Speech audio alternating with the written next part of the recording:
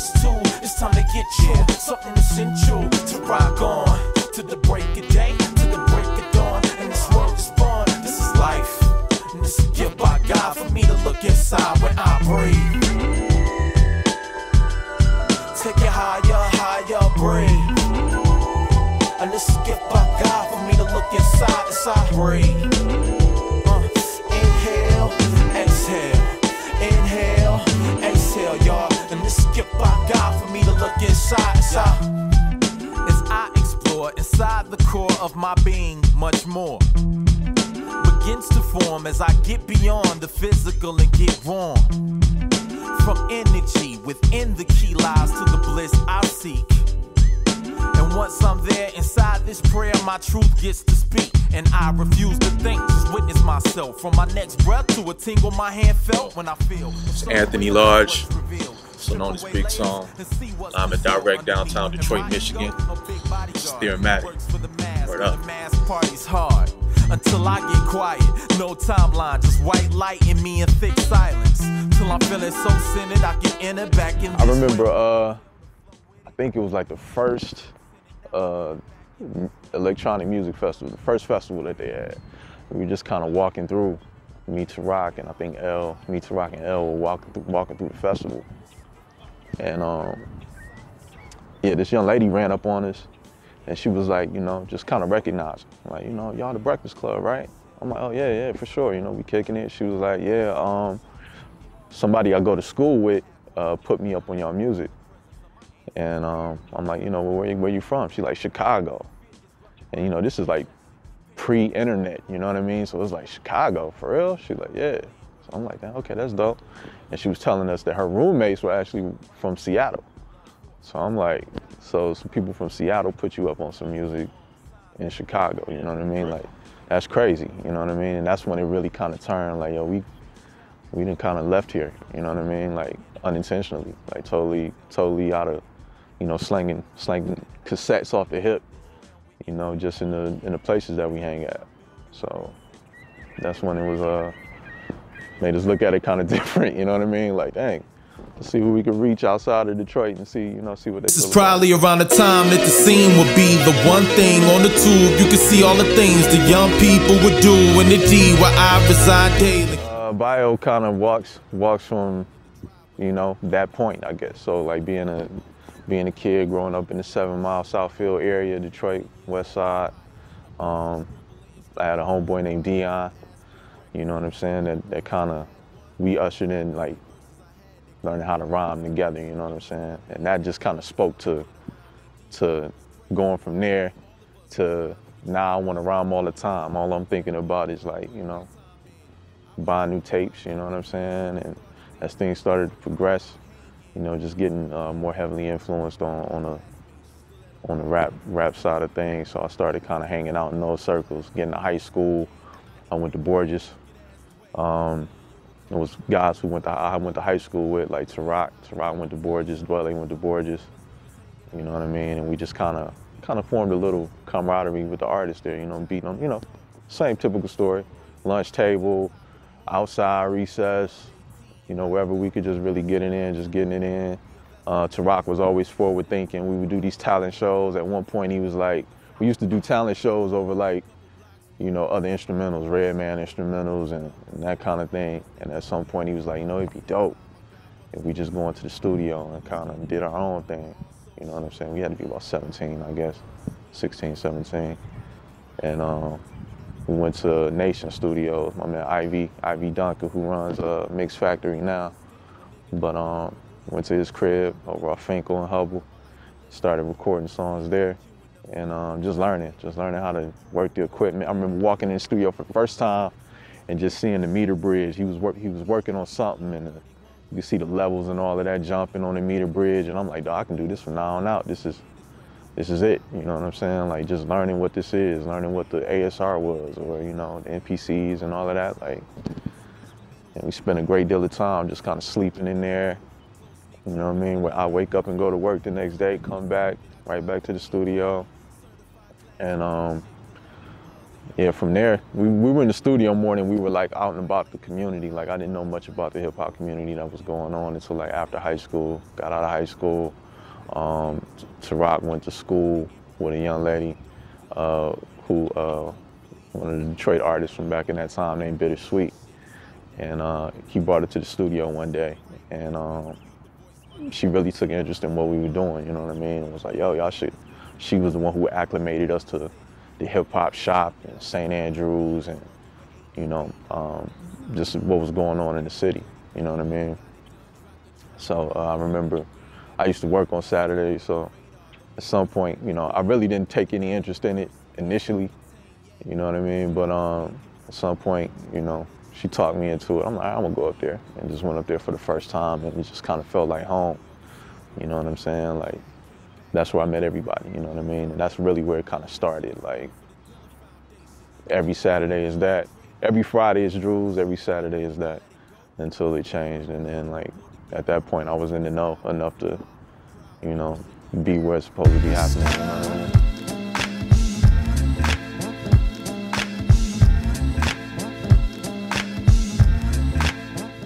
Yeah, I can't say right now that I want fame. I despise it now. Like I have no interest in that at all. But I guess utilizing notoriety is a different thing. But I never wanted that per se. Money, I think I wanted it, but it wasn't the goal at the time. Initially, I would go to Drew's. I love the environment, and they play local music there, and I thought it would be dope to like the party where they playing my shit. You know what I mean? And it was no bigger than that at the time. I just wanted to, you know, and be a part of that fellowship, have a good time, throw back some drinks. You know what I mean? And you know, 2 or 3 times a night, hear my voice come over the speakers. You know what I mean? Next to Raz Kaz or Guru or Redman or whatever else was playing, you know what I mean? Like that's what it was about. So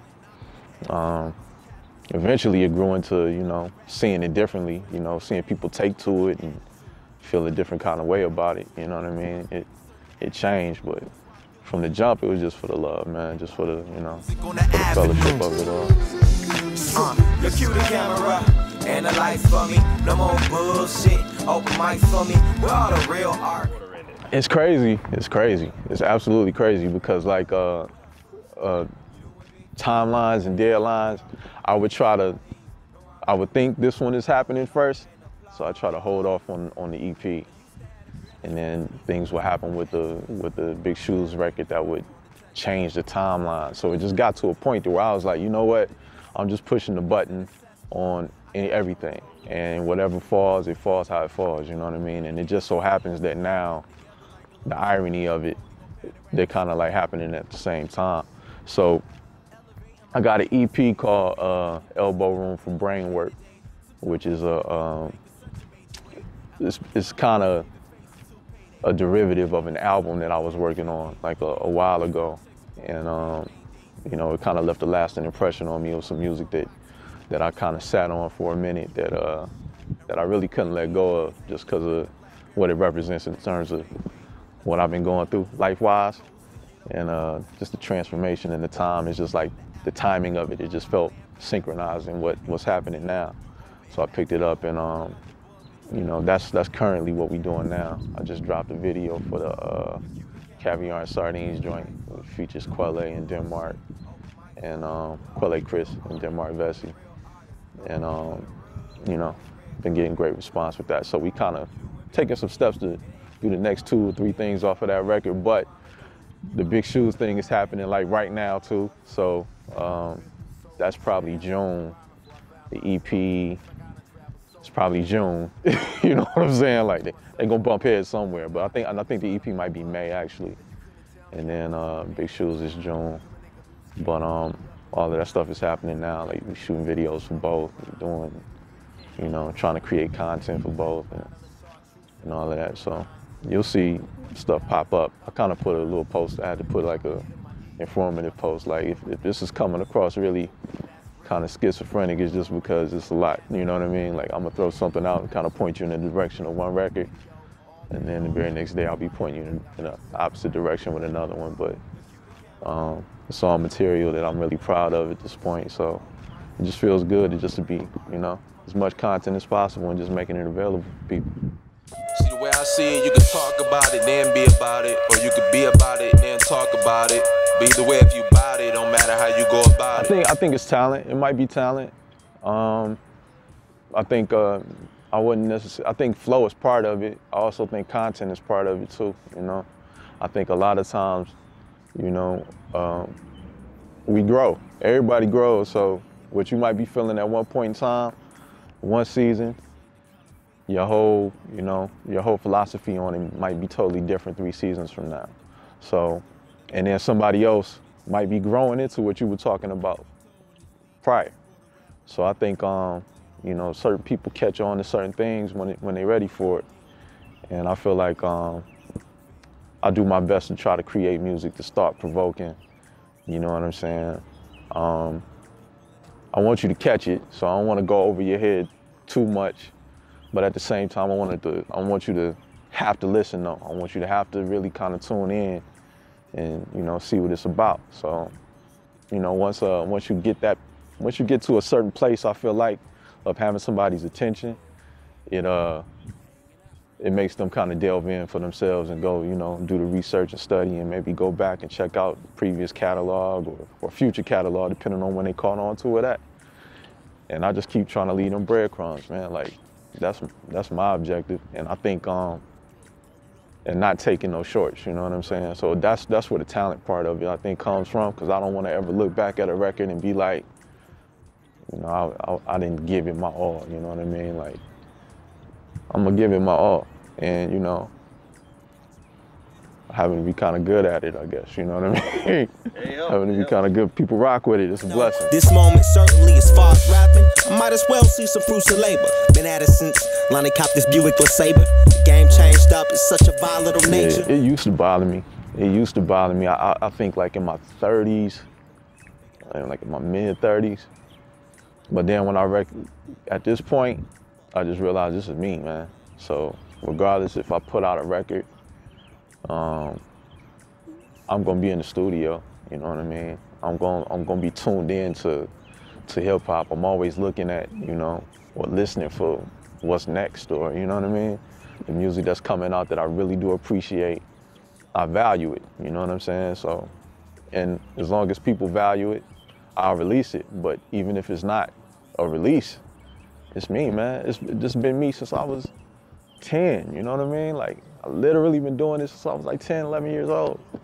So it's like, at no point, you know, will that change. At no point will that change. So I don't have no problem with that. It's just like, you know, like anything else that you do in life. You don't feel like you're too old to, you know, work out. You don't feel like you're too old to learn, you know what I mean? Like, if you feel like that, it might be short, you know what I mean? The future might be short for you, but you know, yeah, I'm gonna be here for a while, man. I'm gonna be doing this until I feel like I'm not contributing anymore, or something else comes up artistically. Because, you know, I'm an artist too. Like I said, we were just talking about the photography thing. I like to shoot pictures. I draw, you know what I'm saying? So and I do beats. So on the production aspect, there are things that I want to do, you know what I mean? Pick up an instrument, you know, that kind of thing. I've been toying around a little bit with the guitar, but nah, I still like writing though. So I'll be here with that. A certain way about what's revealed. Strip away layers and see what's concealed underneath. And my ego, a big bodyguard. He works for the mask, and the mask party's hard. Until I get quiet, no timeline, just white light in me and thick silence. Till I'm feeling so centered, I can enter back in this realm with intel to flow with it. Yeah, I'm feeling so centered, now I enter back in this realm with